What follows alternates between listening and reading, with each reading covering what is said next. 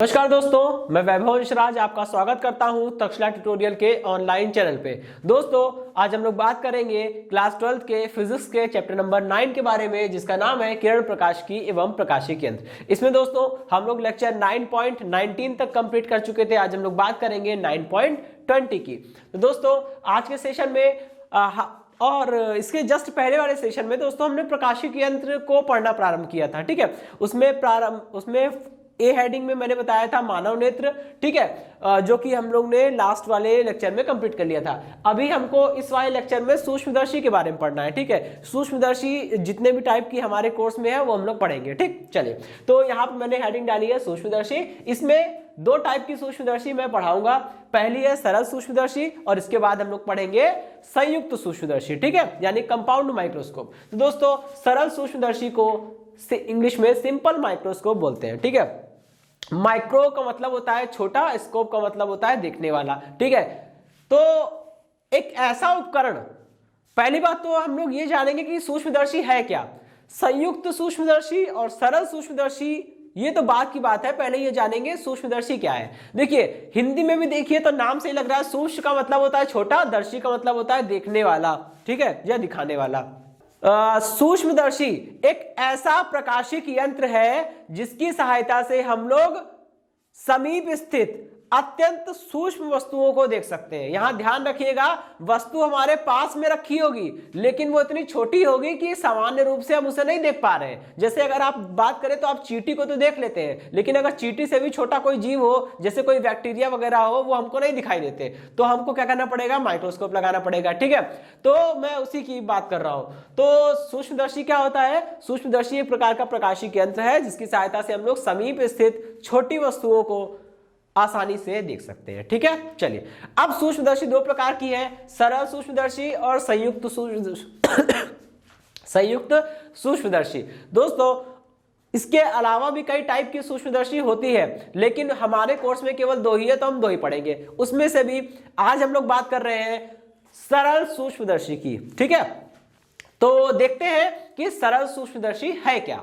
दोस्तों सरल सूक्ष्मदर्शी जो होती है वो एक प्रकार का छोटी फोकस दूरी वाला एक उत्तल लेंस ही होता है। ठीक है, अगर हम लोग, आपने देखा होगा जब भी किसी छोटी चीज को अगर हम लोग को देखना होता है, हम लोग एक हाथ में हैंड लेंस को रखते हैं और वस्तु अपनी जगह पे है, हमारी आंखें अपनी जगह पे है, लेंस को मूव कराते हैं आगे पीछे और फिर किसी एक जगह पे हमें वो वस्तु साफ दिखने लगती है। तो आप देखते हैं जब भी कभी हम लोग एक सिंपल से हैंड लेंस, जो कि वास्तव में एक उत्तल लेंस होता है, ठीक है, किसी एक हैंड लेंस की सहायता से छोटी वस्तुओं को देखने का प्रयास करते हैं तो वही क्या है, सरल सूक्ष्मदर्शी कहलाता है। सरल इसलिए है क्योंकि उसमें केवल एक ही लेंस यूज हो रहा है, वो है हमारा उत्तल लेंस, जो कि हम हाथ में पकड़े रहते हैं। ठीक है, और उसका ऑपरेशन भी बहुत ही आसान है। ठीक है, उसमें कुछ खास काम नहीं करना होता है, बस उत्तल लेंस को आगे पीछे मूव कराइए, अपना नेत्र स्थिर रखिए, वस्तु अपनी जगह पे स्थिर है, बस नेत्र और वस्तु के बीच में लेंस को आप गति कराएंगे तो एक ऐसी जगह आएगी, लेंस की एक ऐसी स्थिति मिलेगी जब आपको वस्तु का प्रतिबिंब बहुत ही स्पष्ट दिख रहा होगा। ठीक है, वहीं पे हमको रुक जाना है, वहीं पे हम उस वस्तु को आसानी से देख सकते हैं। अच्छा, तो सरल सूक्ष्मदर्शी में केवल एक उत्तल लेंस प्रयोग होता है, एक उत्तल लेंस प्रयुक्त होता है जिसकी फोकस दूरी जो क्या होती है, काफी छोटी होती है। छोटी फोकस दूरी का एक उत्तल लेंस को ही हम लोग क्या बोल सकते हैं, सरल सूक्ष्मदर्शी बोल सकते हैं। ये कोई अलग से चीज नहीं है। ठीक, अच्छा, अब दोस्तों देखिए, यहां दोस्तों हमने दो फिगर बनाए हैं, फिगर 1 और फिगर 2। फिगर 1 में देखिए क्या किया है, फिगर 1 में हमने ये माना है कि पहले हम वस्तु को क्या करेंगे, नेकेड आई से देखेंगे। ठीक है, दिखे ना दिखे वो बात अलग है, पहले उसको नेकेड आई से देखने का प्रयास करेंगे।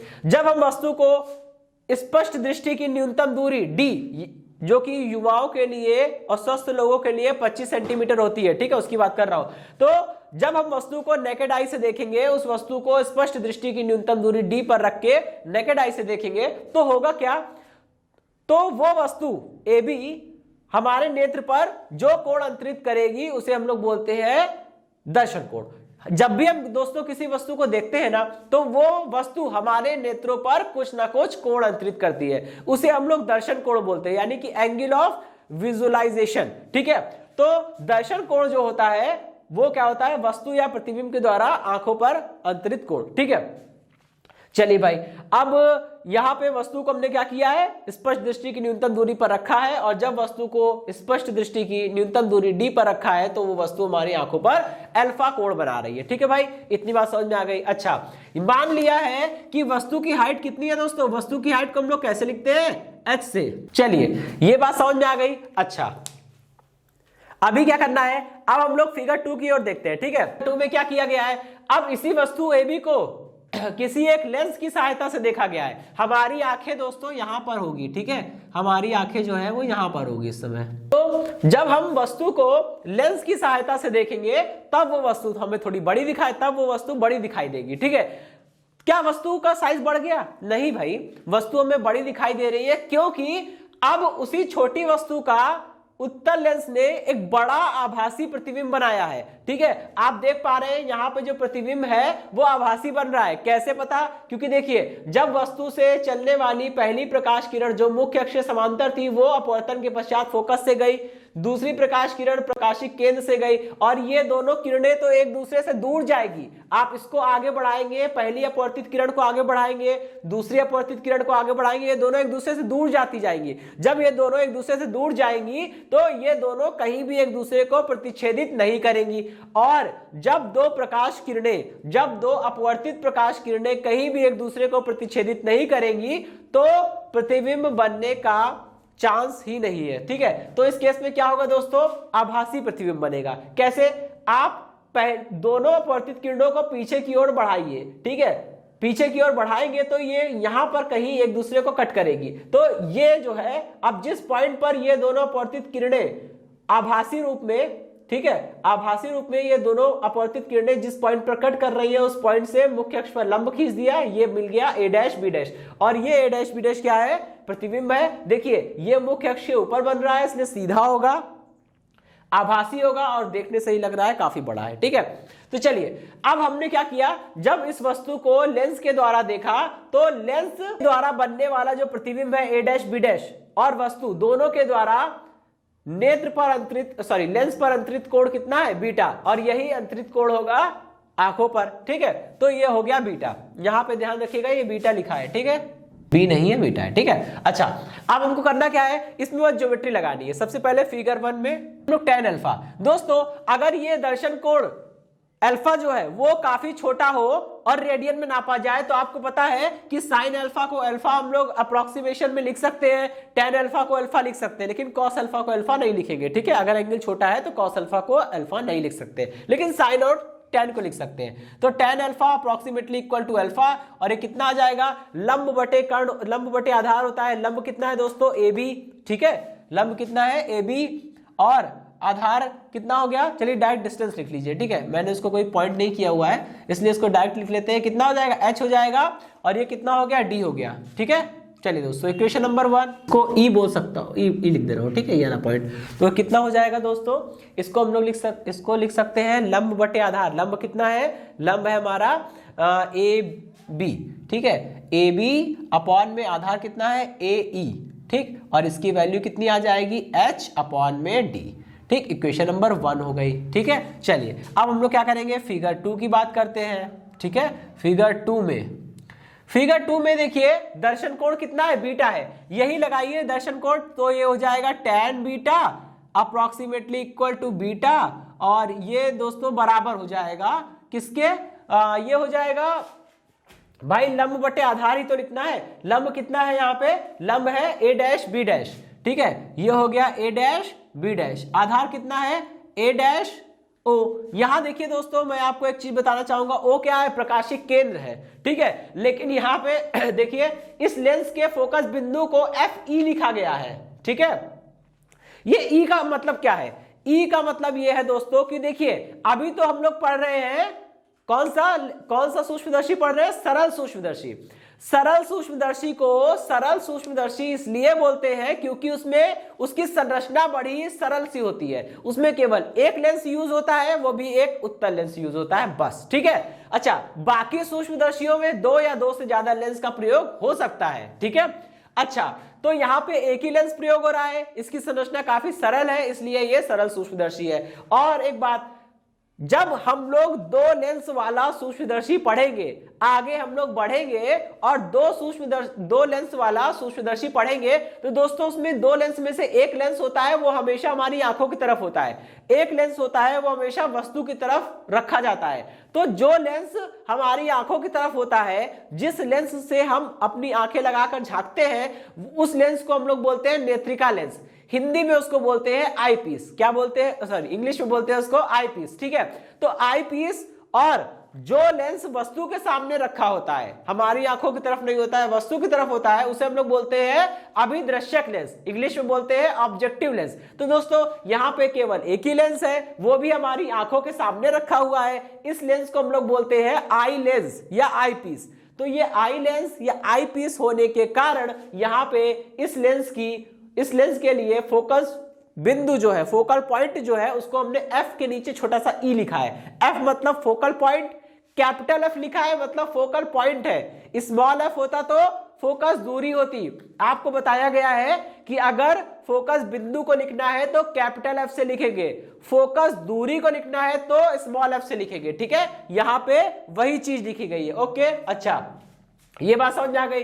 तो ये एफई, कैपिटल एफई क्या है, ये फोकस बिंदु है, किसके लिए, आई लेंस के लिए। अच्छा, अब आई लेंस से चाहे प्रतिबिंब की दूरी नापे, चाहे आई लेंस से वस्तु की दूरी नापे, दोनों ही दूरियों के नीचे छोटा सा ई लिखेंगे। ई मतलब आई लेंस यानी कि नेत्रिका लेंस, यानी कि आई लेंस, हाँ आई लेंस हिंदी में नेत्रिका लेंस बोलते हैं। तो नेत्रिका लेंस से प्रतिबिंब की दूरी वीई, ई का मतलब नेत्रिका लेंस से दूरी की बात हो रही है। ठीक है, और ये यूई, यू मतलब वस्तु की दूरी, ई मतलब नेत्रिका लेंस से वस्तु की दूरी। ठीक है, इस चीज का ध्यान रखिएगा। तो दोस्तों हमने मान लिया यहाँ पे जो प्रतिबिंब बन रहा है ए डैश बी डैश, इसकी हाइट कितनी है दोस्तों, एच डैश मान लेते हैं। ठीक है, ये हाइट हमने मान लिया एच डैश। तो क्या हो जाएगा, आइए देखते हैं। ये हो जाएगा एच डैश अपॉन में ए डैश ओ। ए डैश ओ कितना है, डी है। चलिए ये हो गया हमारा इक्वेशन नंबर 2। ठीक है, अब क्या करेंगे दोस्तों, हमें आवर्धन निकालना है। क्या निकालना है हमें, आवर्धन क्षमता निकालनी है। ठीक है, तो आवर्धन क्षमता के लिए देखिए क्या होगा, एक सूत्र होता है, आवर्धन बराबर होता है कि वस्तु को सूक्ष्मदर्शी की सहायता से देखने पर, समझिएगा, वस्तु को सूक्ष्मदर्शी की सहायता से देखने पर अंतिम प्रतिबिंब द्वारा नेत्र पर बनाया गया कोण जो कि बीटा है, ठीक है, बटे वस्तु को नग्न आंखों के द्वारा यानी नेकेड आई से देखने पर वस्तु के द्वारा नेत्र पर बनाया गया कोण जो कि आपका अल्फा है। एक बार फिर समझिएगा, किसी भी सूक्ष्मदर्शी के लिए कोणीय आवर्धन क्षमता, यहां पे जो हम लोग आवर्धन क्षमता निकाल रहे हैं वो रेखीय आवर्धन नहीं है बल्कि क्या है, कोणीय आवर्धन है। ठीक है, तभी देखिए अल्फा और अल्फा कोण के अनुपात में मिल रहा है। ठीक है, दो कोणों के अनुपात को हम लोग एक दूसरे से भाग करके दो कोणों का अनुपात लेके हम लोग आवर्धन क्षमता निकाल रहे हैं, ये कोणीय आवर्धन होता है। मैंने आपको आवर्धन बताते समय बताया था कि आवर्धन भी 3 प्रकार के होते हैं। ठीक है, रेखीय आवर्धन हमने अभी तक पढ़ा है न्यूमेरिकल वगैरह में, और यहाँ पे जो आवर्धन निकल रहा है और जो दूरदर्शी में आवर्धन निकलेगा वो क्या होगा, कोणीय आवर्धन होगा। ठीक है, चलिए, तो कोणीय आवर्धन का एक फॉर्मूला होता है, कहते हैं वस्तु को सूक्ष्मदर्शी की सहायता से देखने पर बनने वाले अंतिम प्रतिबिंब के द्वारा नेत्र पर बनाया गया कोण जो कि है बीटा, तथा उसी वस्तु को नेकेड आई से देखने पर वस्तु के द्वारा नेत्र पर बनने वाला कोण अल्फा के अनुपात के बराबर होता है। चलिए, अब यहां पे हमको करना क्या है, m इज इक्वल टू, इसकी वैल्यू जरा रखिए, बीटा की वैल्यू कितनी है, एच डैश अपॉन में डी डिवाइडेड बाय अल्फा की वैल्यू एच अपॉन में डी। ठीक है, कितना आएगा, यहां से आएगा m is equal to H dash upon में एच। बात समझ में आई, ये क्वेश्चन नंबर 3 हो गई। ठीक है, अब हमको करना क्या है, अब हमको यहां से दोस्तों एक चीज देखनी है। ठीक है, इसको पहले तो ट्रांसफॉर्म करना है। अब हम लोग क्या करेंगे, यहां देखिए दो ट्रायंगल बन रहे हैं, ए बी ओ और A dash B dash O dash, ये दोनों क्या है, समरूप है।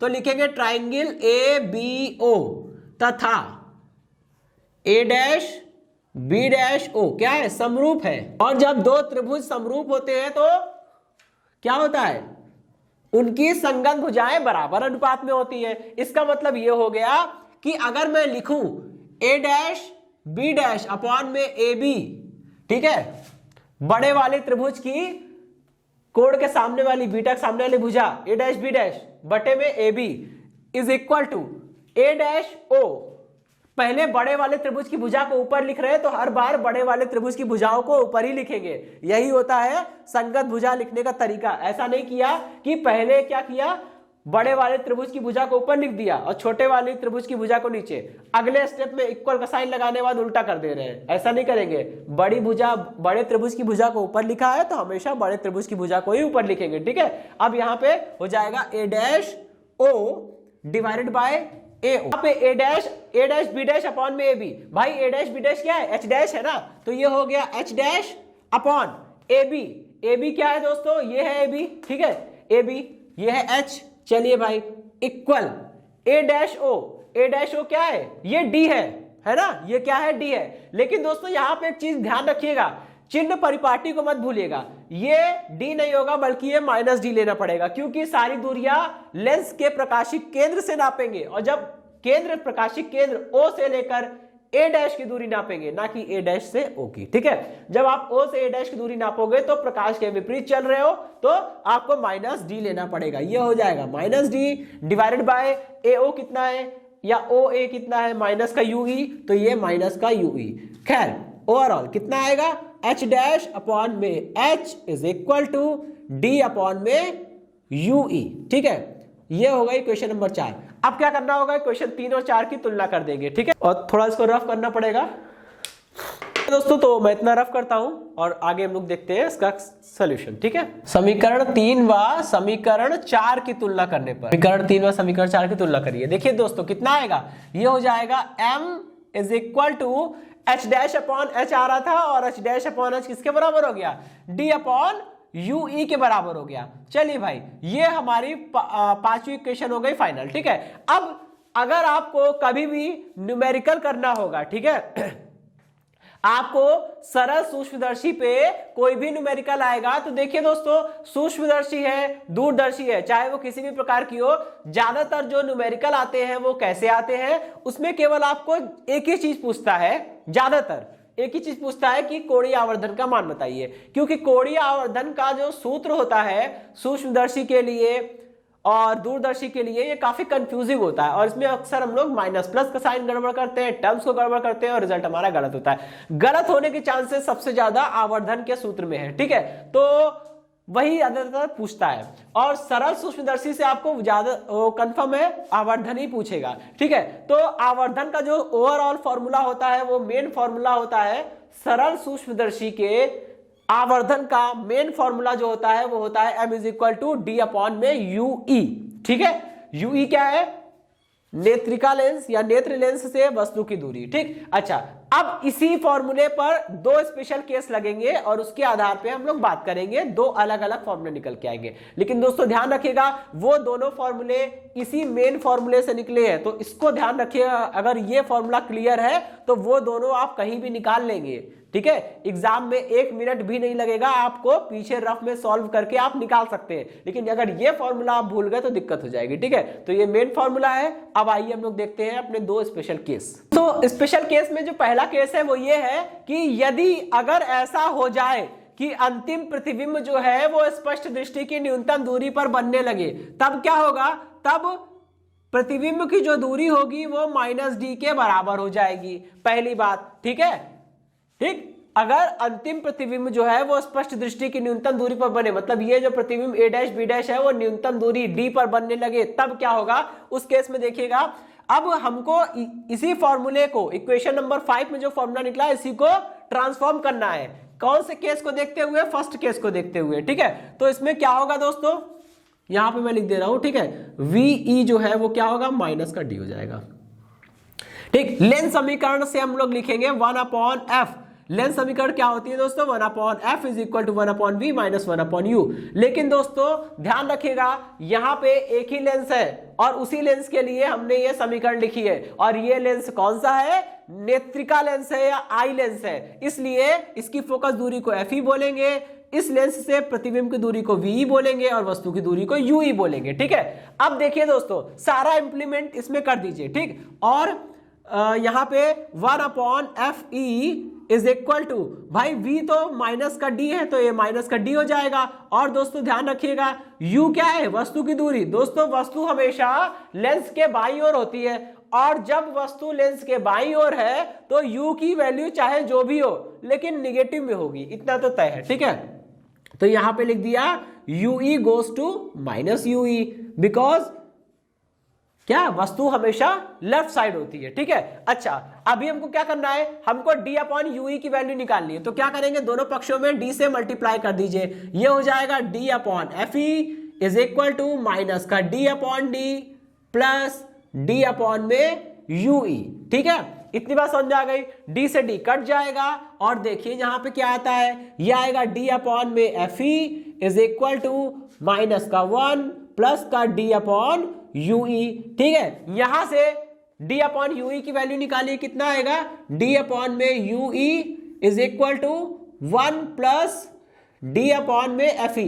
ठीक है, ये बात समझ में आ गई। अच्छा, और d अपॉन ue क्या था, मैंने आपको बताया था सरल सूक्ष्मदर्शी का आवर्धन का जो मेन फॉर्मूला होता है वो होता है d अपॉन ue, यानी यहां पे जो d अपॉन ue का टर्म बना है ये क्या है, ये आवर्धन है।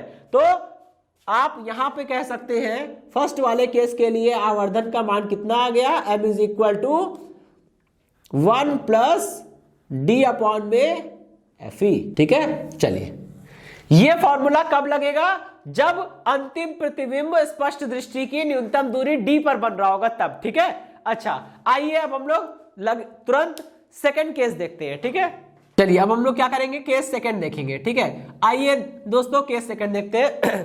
केस सेकंड में कहते हैं, केस फर्स्ट में क्या था, यदि अंतिम प्रतिबिंब स्पष्ट दृष्टि की न्यूनतम दूरी पर बने तो।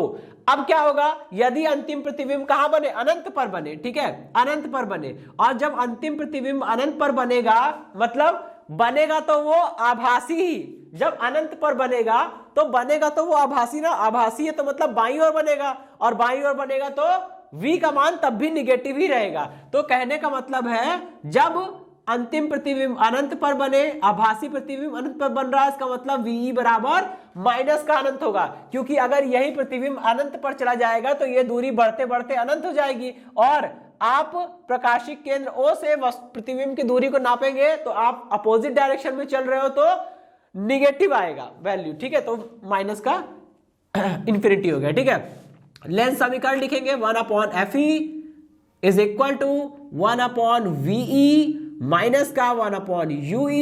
यहां पे समझिएगा सारी वैल्यूज पुट करिए, कितना हो जाएगा, ये इसको यहां पे रखेंगे, ये हो जाएगा 1 अपॉन fe। ठीक है, इसकी जगह रखेंगे आप माइनस इंफिनिटी तो 1 अपॉन माइनस का इंफिनिटी, और ये u की जगह तो दोस्तों माइनस का ue रखना पड़ेगा। ठीक है, क्योंकि ऑब्जेक्ट तो हमेशा लेफ्ट साइड होता है।